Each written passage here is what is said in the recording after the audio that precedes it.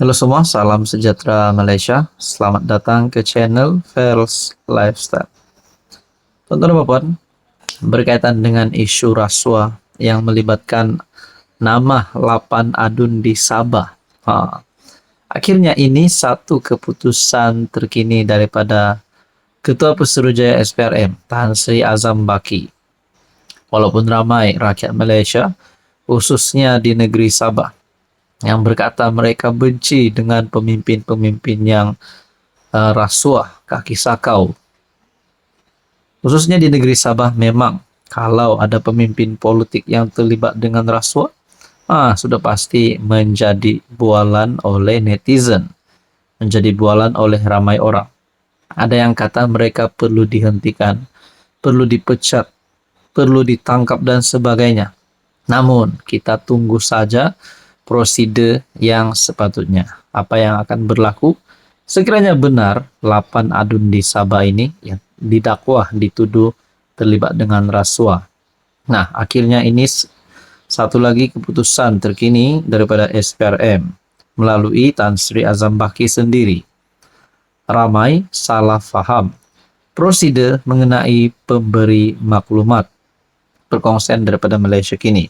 Manakala satu lagi perkongsian daripada FMT, rasuah adun Sabah, SPRM bidas hela pemberi maklumat. Azam Baki berkata, Akta Pemberi Maklumat 2010 hanya diberi kepada mereka yang tidak melakukan salah laku dalam sesebuah kes. Andai katalah pemberi maklumat ini juga adalah pemberi rasuah ataupun terlibat dengan kes ini, sudah pasti Akta Pemberi Maklumat 2010 tidak mampu untuk tidak boleh dipagunapakai kepada si pemberi maklumat ini. Sekiranya pemberi maklumat ini juga terlibat dengan isu dan kes rasuah di Sabah ini. Sedangkan Ketua Pesuruhjaya SPRM Tan Sri Azam Baki sendiri berkata, Akta Pemberi Maklumat 2010 hanya diberi kepada mereka yang tidak melakukan salah laku dalam sesebuah kes. SPRM membidas helah individu mendakwah dirinya sebagai pemberi maklumat kepada dakwaan perbincangan antara seorang ahli perniagaan dan adun Sabah mengenai rasuah untuk lesen projek. Ketua Pesuruhjaya SPRM Azam Baki berkata, peguam individu terbabit ada bertemu SPRM pada 30 Oktober untuk memberi maklumat terbabit dan meminta perlindungan serta immunity di bawah Akta Pemberi Maklumat 2010 supaya anak guamnya tidak disiasat dan dituduh di mahkamah. Jelas Azam, namun agensi anti rasuah itu tidak boleh memberikan immunity terbabit sehingga kes dikemuka kepada pendakwa raya untuk keputusan. Nah, saudara-saudara, kalaulah si pemberi maklumat ini pun terlibat dengan isu dan kes rasuah di negeri Sabah ini, adakah beliau juga berisiko untuk ditangkap? Bukan saja beliau ditangkap, tetapi 8 adun yang tular di media sosial sekarang pun mungkin mereka juga berisiko untuk ditangkap sekiranya mereka bersalah. Teman-teman, apa komen Anda? Halo semua, salam sejahtera Malaysia. Selamat datang ke channel Fels Lifestyle. Terima kasih kerana terus setia dan bersama di dalam channel ini. Akhirnya, berkaitan dengan isu rasuah yang menyebut nama 8 adun, yang identitinya memang disahkan adun di Sabah.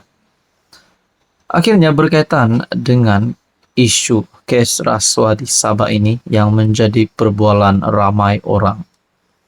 Ini satu lagi komen terkini daripada Ketua Menteri Sabah Haji G. Noor.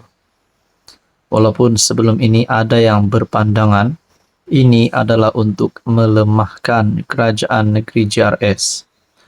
Salah satu cara untuk menggulingkan Ketua Menteri Sabah agar pilihan raya negeri Sabah dapat diawalkan. Sedangkan Ketua Menteri Sabah sebelum ini sudah membuat pengumuman berkaitan dengan tarik PRN adalah pada Oktober 2025. Nah, saudara-saudara, tuan-tuan dan puan-puan, ini satu kenyataan terkini daripada Ketua Menteri Sabah yang pasti mengejutkan. Video tular adun didakwa rasuah mungkin nak lemahkan kerajaan negeri. Adakah pengakuan daripada Ketua Menteri Sabah ini sebenarnya satu hint ataupun satu pembayang bahawa kerajaan negeri hari ini sedang diserang, ataupun kerajaan negeri hari ini mungkin ada perkara dalaman yang berlaku yang melibatkan dengan kes rasuah ini yang membolehkan kerajaan negeri pimpinan GRS hari ini boleh digulingkan.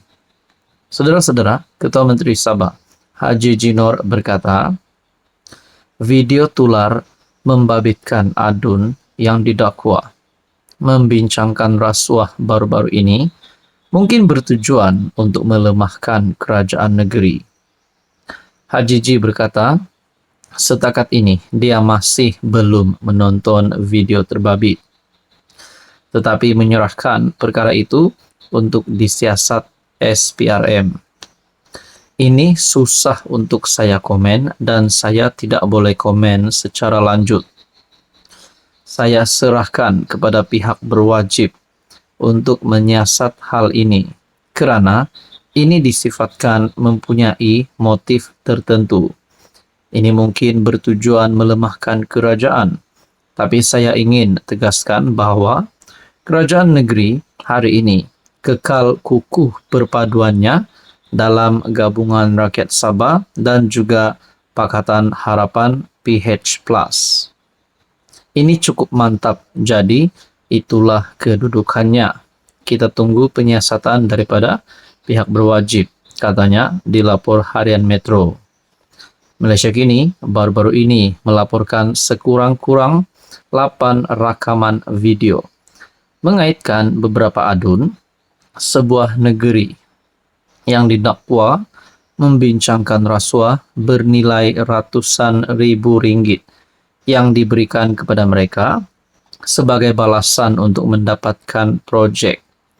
Pemberi maklumat yang merupakan seorang ahli perniagaan mendedahkan rakaman keempat yang menunjukkan pemimpin kanan negeri berkenaan tahu berkaitan dakwaan imbuhan terhadap wakil-wakil rakyatnya.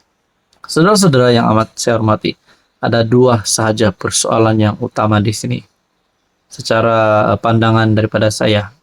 Yang pertama, kalau benar kerajaan negeri GRS di Sabah ini terlibat dengan rasuah, adakah PH tidak akan memberikan muka, kerana PH pimpinan Anwar Ibrahim memang Perdana Menteri yang tidak suka dengan rasuah. Adakah PH akan memutuskan kerjasama dengan GRS? Itu yang pertama. Dan yang kedua, adakah 8 wakil rakyat ahli Dewan Undangan Negeri ini yang terlibat dengan isu rasuah ini, mereka memang mempunyai ataupun menyimpan ratusan ribu ringgit di kediaman mereka ataupun di mana-mana premis. Nah, saudara-saudara, itu persoalan daripada saya. Apa komen Anda?